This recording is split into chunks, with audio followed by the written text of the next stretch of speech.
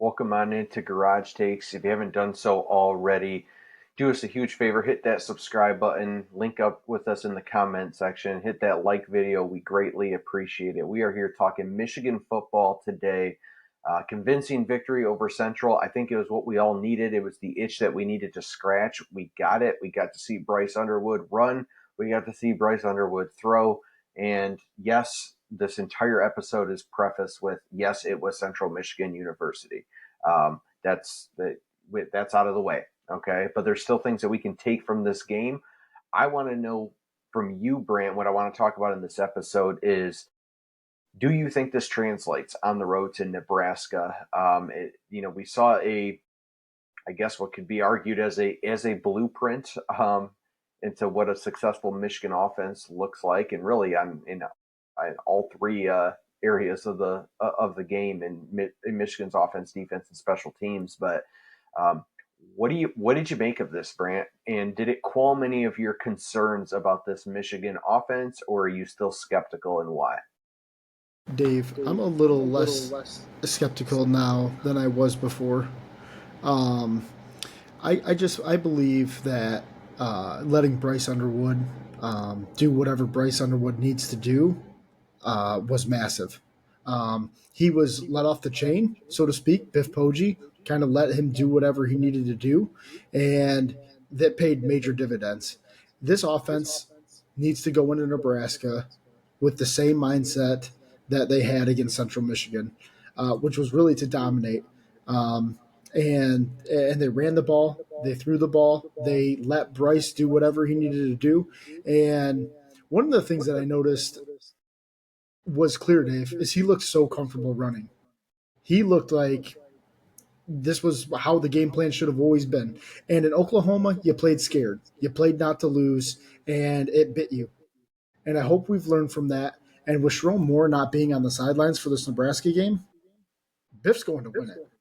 So I believe that this offense is going to look drastically different than what you saw in Norman.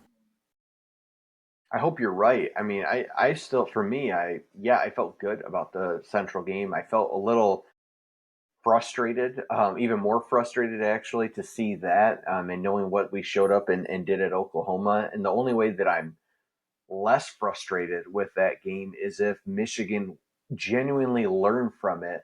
And it's not just against Central, but it's at your next road game at Nebraska. And we've got the proof of concept now. We know what it looks like. Let's see it again. But I've got to see it again. I've got to see it because Nebraska's absolutely going to stack the box to a certain extent and make Bryce Underwood beat them through the air. Bryce Underwood can throw the football, and so he is truly, all of the hype is real on him. He's not perfect by any means, but you can see it. I mean, that's just not a Michigan fan talking. That is anybody with an eye for football and what good quarterback play looks like. You see it with this kid.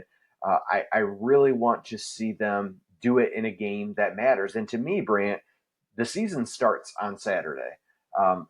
Your preseason, your non-conference schedule is out of the way at this point, and Big Ten play starts.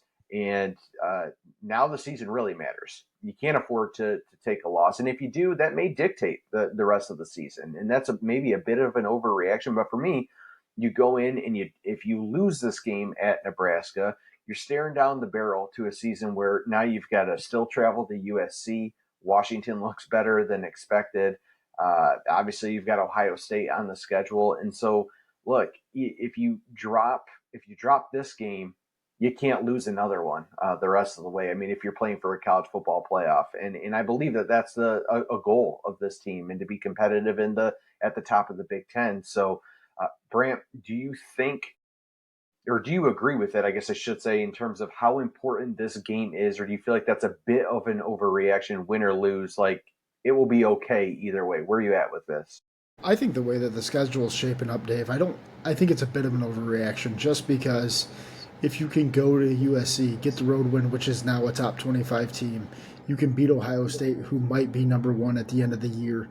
You're going to stack up those wins, and at 9-3, the Michigan brand. I know they left Alabama out last year, but Alabama won't have the quality wins last year as Michigan would have this year. So I love their chances still to get in, and who knows where Washington will be, Dave. I know somebody that was high on them at the beginning of the year, me, and it's just one of those teams that is gonna probably be a top 25 win, Dave. So I think that's a bit of an overreaction. I do need to see this team play better, though. I want that as a takeaway, as this offense looks competent and the defense looks fast. And I want to see this defensive line actually dominate. That's something I haven't seen. So I need to see, even against Central, it didn't look clean. So I need to see that. What's interesting, let's go to that side of the ball for a second. TJ Guy did not play in this game. He was healthy. Who knows? Did something happen internally? We're never going to know. I mean, they said it was part of the game plan with what they wanted to do. I don't buy that even for a second. Biff did say he will be playing this week, so whatever. That's a weird thing. I think what Michigan has to do, and their X factor, if you will, because Rayshon Benny hasn't been who we thought he was going to be this year, and a guy like Damon Payne was better than I thought he was going to be. A guy who is a 5-star out of high school, but has kind of fell out of the rotation at Alabama over the years, comes in and he's been very good. You've seen some flashes from Trey Pierce, but on the interior and really on the edges as well, it hasn't been as explosive and as dominant as what we heard about in camp. And I do think that they still can be. And the X factor to me is a guy named Jay Barham. I think that guy is. I'm not calling him Micah Parsons at all, but he has that skill set. He is built to be that prototype where they can really move this kid around. They can put him on the edge. They can have him stand up. They can do a lot with him, and he is showing some flashes. It's like every time that guy is in the game, you're like, okay, like you can see it. Now you unleash him in a big game, and he has a big hit on Dylan Raiola on a third down that doesn't get him ejected from the game. I think those are difference making plays, and he's a difference maker. And the other thing that does, Brant, is it allows a guy. I know I've talked a couple of times on the podcast about a guy like Cole Sullivan or needing a guy like Jimmy Rolder. It's like these guys, when they are in the game, especially Cole Sullivan, doesn't it seem like he just always makes a play? And to me, it's like if you can get Jay Barham after the quarterback, it makes this defense dangerous. And I think that Wink is going to throw a lot of different looks at Dylan Raiola, and that battle would between Raiola and Bryce Underwood is going to be awesome. And I think I'm very interested to see how that shakes out. Dylan Raiola is not he's not immobile by any means. He can move, but not like Bryce Underwood. And so I think that they can make him uncomfortable. I think Michigan has the ability to win in the trenches on both sides of the football. And what I'll be curious, I guess, to flip back to the offensive side is Nebraska's strength seems to be on defense. They're secondary. They've got good corners, good safety back there, and we'll see what Michigan does with that. But Brent, have you taken a peek at this spread at all lately? And I think it started at 2 or 3 points. I have no idea where it's at this point of the week. Michigan still is favored by 2.5, which it makes sense. And I think a part of that was Nebraska, while they look good in the two blowout wins that they had when they played nobody, they struggled a little bit against Cincinnati, and Cincinnati was able to move the ball with the quarterback's legs, and I think that plays a big factor in this. I mean, Sorsby probably had 70, 80 yards rushing on him, and Nebraska, it was late before they put that game away. So I am curious to see how Bryce Underwood is used in the run game because I think that can be a real advantage for Michigan. And the other thing that I love for this, Dave, while it's a massive road game, and believe me, you and I both know Nebraska is going to show out. That place will not have an empty seat. I expect this team to be composed, um, not having the mistakes that we've seen. Dave, this has been a mistake-prone team since game one. I want to see a clean game. That's fair. I think that's a fair ask, especially all of the preseason, whatever you want to call it, the non-conference schedule's over. Now it's time to go play big boy football, and I do genuinely feel like Michigan's going to get this game done, and maybe it's wishful thinking, hopeful thinking. I see it being a close game. I could see a 27-21, something like that, one score game.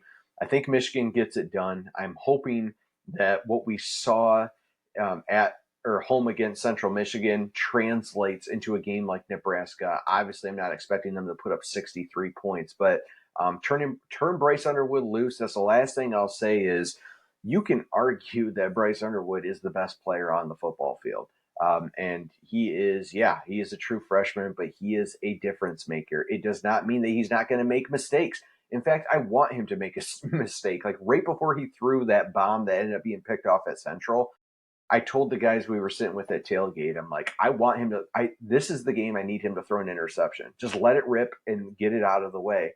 Let's see how he bounces back from that. I don't care. With a guy like Bryce Underwood, he's going to take some shots down the field. He may get picked off once. I mean, I don't want him to get picked off at all. I don't want him to get picked off twice. But look, you may have to live and die with it. What I cannot settle for as a Michigan fan is to watch this Nebraska game and some conservative milk the clock play calling, and we end up losing a close one because we didn't turn them loose. Like at this point, it's not about holding stuff back on film or anything. You got to go in, you got to dominate this football game. Michigan's the more talented football team on both sides of the football. You got to go prove it. And so, no Sherrone Moore. Biff Poggi will be back. Yeah, it looked good against CMU. We'll find out this week. Michigan fans, let us know down in the comment section. How are you feeling about this team after the win against Central, the upcoming game this weekend at Nebraska? Let us know and what you're hoping to see, and go blue. Hopefully, we get a big one.